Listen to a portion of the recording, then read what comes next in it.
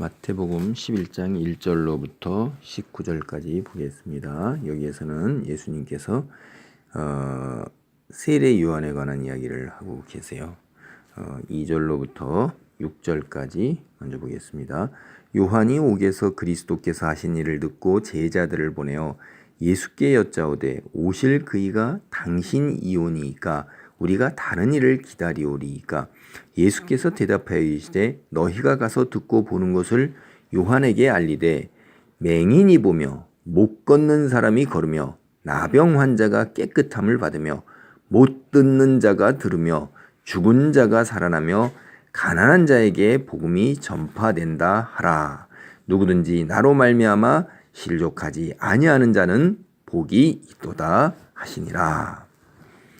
이 이제 이야기의 배경이 이러는 거예요. 여기 보면 11장 1절을 보면 예수께서 12제자에게 명하시기를 마치시고 이에 그들이 여러 동네에서 가르치시며 전도하시려고 거기를 떠나 가시니라.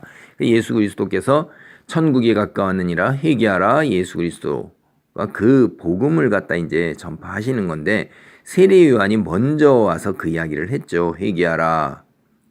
천국이 가까웠느니라. 하나님의 심판의 때가 가까워서는 하나님께 돌아오라고 이제 세상에서 세례 요한이 그 이야기를 했어요. 우리가 성경을 보면 세례 요한은 그 일을 하기 위해서 이 땅에 태어난 사람입니다. 자신이 무엇을 해야 될지를 알고 있어요. 그래서 하나님께 네가 세례를 줄 때 하늘에서 비둘기가 성령같이 내리면 너가 이야기하는 그 메시아가 이제 임할 것이다. 그 사람이 바로 메시아다라는 것을 알고 온 사람이에요. 그래서 자기가 세례를 주었는데 바로 예수님께 성령이 내리는 걸 보고 하나님의 어린 양이다. 세상 죄를 짊어지고 가는. 그리고 이 사람이 바로 그 사람이다. 라고 증언을 했어요.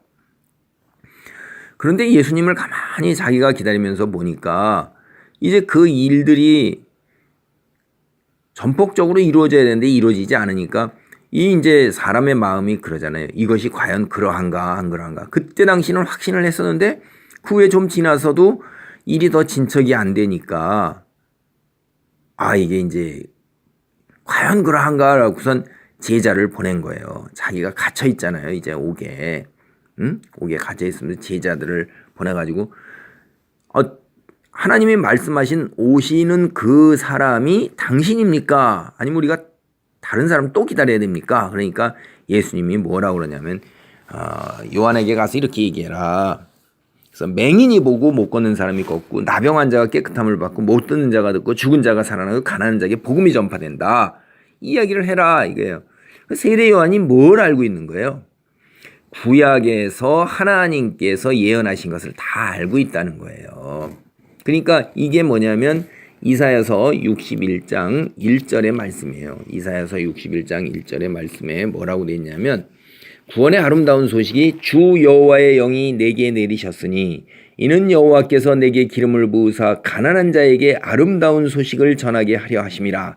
나를 보내사 마음이 상한 자를 고치시며 포로된 자에게 자유를 갇힌 자에게 노임을 선포하며. 이 말씀이 61장 1절에 이렇게 나오고 있어요. 이게 사실은 이사야가 이스라엘 백성이 바벨론으로 포로로 끌려가고 그 포로로 끌려가서 끝나는 게 아니라 나중에 이것이 하나님께서 다시 이들을 포로에서 놓이게 하고 돌아오게 하시며 이스라엘 민족을 세상 열방 중에서 높은 그 하나님의 백성의 자리로 올려놓을 것이라 이거예요. 그래서 보면 그 6절에 오직 너희는 여호와의 제사장이라 일컬음을 받을 것이라. 사람들이 너희를 우리 하나님의 봉사자라 할 것이며 너희가 수치 대신 보상을 배놔두며 능옥 대신 목으로 말미암아 즐거워하리라. 영원한 기쁨이 있으리라. 이런 것이 종래에 이루어지겠다는 거예요. 그러니까 이스라엘이 바벨론 포로에서 돌아오는 것을 얘기를 했지만은 이사야는 동시에 뭘 한 거예요? 예수 그리스도께서 이 땅에 오시는 마지막 종말의 때에 하나님의 나라가 회복되는 그것을 또 동시에 겹쳐서 이야기를 한 거예요. 그러니까 이 일이 결국은 뭐예요? 맹인은 보지 못하고 걷지 못하죠. 나병에 걸렸죠. 듣지 못하죠. 죽었죠. 하나님을 모르는 자예요. 가난 속에서 너무나 치달리며 사는 게 이 세상이 얼마나 힘든 거예요. 불완전한 세상이라며 죄악으로 인해서 타락되고 부패되고 오염된 세상 속에서 시련과 고통 속에서 죽어가는 거예요. 그것을 어떻게 하죠? 생명으로 회복시키시고 온전함으로 회복시키는 일들이 예수님의 복음 통해서 일어나고 있는 거예요. 그러니까 이거를 보면 뭐라는 거예요? 지금의 일이 그렇게 전폭적으로 혁명적으로 바뀌지 않는다 할지라도 내가 두려워할 바가 없고 불안해할 바가 없고 의심을 가질 바가 없다는 이야기를 확실하게 이야기하는 거예요. 이사야는 이거를 또 어디서도 또 똑같이 예언을 했었냐면 이사야가 이걸 한 번만 이야기하는 게 아니에요. 이사야가 여기서 보면 35장 5절로 보면 그때 맹인의 눈이 밝을 것이며 못 듣는 사람의 귀가 열릴 것이며 그때 저는 자는 사슴같이 뛸 것이며 말 못하는 자의 혀는 노래하리니 이렇게 얘기하고 있어요. 이게요. 그러니까 하나님의 회복을 이사야는 여전히 벌써 우리가 이렇게 얼핏 살펴봐도 35장서도 얘기했고 61장에서도 얘기했는데 그 맥락을 가져오시는 거예요. 예수님이. 구약을 아는 사람들은 예수님이 누구라는 것을 우리는 금방 알 수가 있습니다. 하나님의 말씀 6절 보면 누구든지 나로 말미암아 실족하지 아니하는 자는 복이 있도다. 하나님께서 얘기하시는 복이라는 것은 세상에 100여 년 잠깐 거쳐가는 것 그것도 중요한 복이에요. 여기서 누리는 것도. 그러나 하나님이 이야기하시는 복의 본질적인 것은 영생의 복이에요.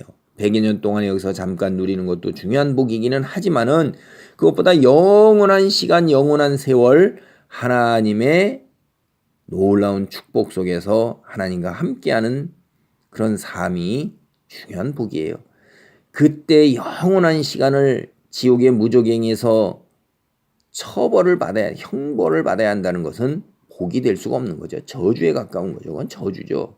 그래서 예수 그리스도로 말미암아 영적인 눈이 열리고 우리가 영적인 존재라는 것을 깨닫고 이 땅에서의 삶보다 훨씬 더 중요한 영생의 삶이 있다는 것을 깨닫고 그것을 얻는 자는 정말로 참된 복이 있는 거예요. 예수님이 그 말씀을 하시는 거고 하나님도 그 말씀을 하시는 거예요. 여러분이 원하는 복은 뭡니까? 지금 당장의 복이 우리에게 더 갈급하고 더 현실적이고 더 간절함이 있는 것은 사실입니다. 그러나 그것 또한 중요한 것인데 그보다 더 본질적으로 중요한 것이 무엇인가에 눈 뜨는 자는 실족하지 아니하는 거예요. 세상이 전부라는 것을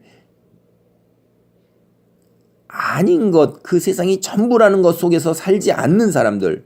그래서 예수님 때문에 그 걸음을 좁은 문으로 들어가는 그 걸음을 걷게 된 사람들, 헛다리를 짚지 않은 사람들을 정말로 복이 있다고 말씀을 하시는 것입니다. 오늘 11장 1절로 19절까지 보기로 했는데 6절까지 해서 말씀을 끊도록 하겠습니다. 예수 그리스도로 말미암아 실족하지 아니하고 복을 누리는 그런 자리에 있기를 바랍니다. 아멘.